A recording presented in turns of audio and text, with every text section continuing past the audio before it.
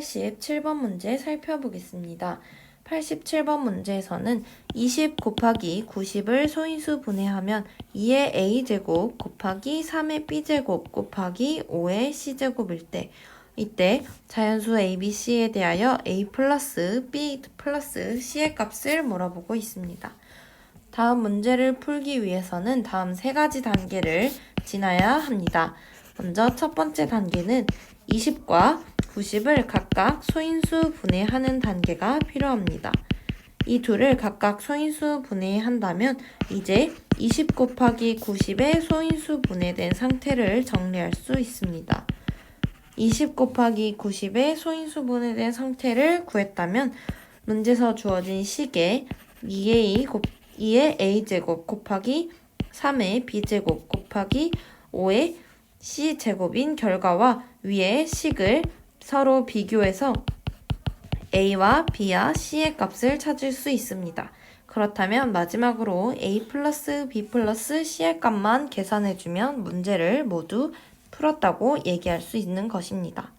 따라서 먼저 첫 번째 단계인 20과 90을 각각 소인수 분해를 하는 단계를 진행하겠습니다. 20을 소인수 분해하기 위해서는 다음과 같이 진행합니다. 먼저 20을 소수인 약수인 소인수로 나누어 줍니다. 그렇다면 이때 나오는 몫이 소수가 될 때까지 반복해서 소인수로 나누어 주는 것입니다. 먼저 20의 소인수인 5로 나눌 수 있습니다. 20을 5로 나누면 몫이 4입니다. 4는 소수가 아니기 때문에 4의 소인수인 2로 한 번 더 나누어 주겠습니다.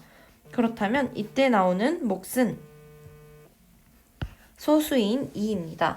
이제 나누는 것을 멈추고 마지막에 나온 몫과 그동안 나눈 수들을 서로 곱하는 식이 바로 20의 소인수분해 상태가 되는 것입니다. 즉 20의 소인수 분해는 2 곱하기 2 곱하기 5인 것이며 정리를 하면 2를 두 번 곱해서 2의 제곱 곱하기 5인 상태로 표시할 수 있는 것입니다. 동일한 방식으로 90을 소인수 분해해 보도록 하겠습니다. 90을 소인수 분해하면 90 나누기 90을 소인수인 5로 나눌 수 있고 이때 몫은 18이 나오게 됩니다. 18은 소인수가 아니라서 18은 소수가 아니라서 18을 소인수로 다시 한번 나누어 주면 3으로 나눌 수 있습니다. 그렇다면 이때 몫은 6이 나오며 마찬가지로 6은 소수가 아니라서 6의 소인수인 3으로 한 번 더 나누어 주겠습니다. 그렇다면 이때 몫은 2가 되고 드디어 마지막 몫이 소수인 상태가 되었기 때문에 나누기를 그만하고 지금까지 나눈 수와 마지막 몫을 이렇게 곱해줍니다. 그렇다면 90의 소인수 분해는 2 곱하기 3 곱하기 3 곱하기 5가 됩니다.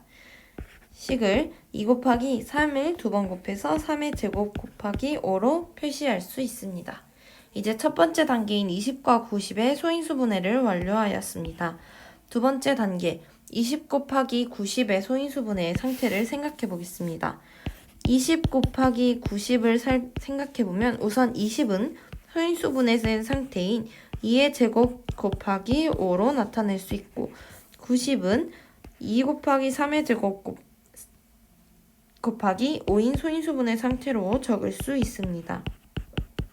따라서 20 곱하기 90은 다음 상태로 표시되는 것이며 이 식을 정리하면 2를 두 번 그리고 한 번 곱했기 때문에 총 2를 3번 곱하는 것이고 3을 두 번 곱한 것은 똑같고 5가 지금 두 번 곱해졌기 때문에 5의 제곱과 같이 식을 적을 수 있습니다. 이제 20 곱하기 90 상태의 소인수분해도 완료하였습니다.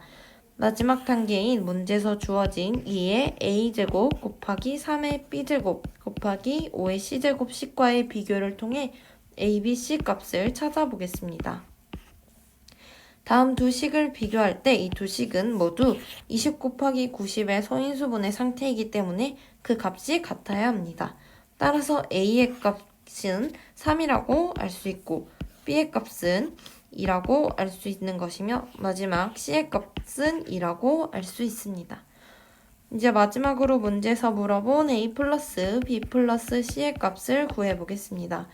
다음 식을 바탕으로 a 플러스 b 플러스 c의 값을 계산하면 문제 정답은 3 플러스 2 플러스 2의 값인 7이라고 구할 수 있습니다.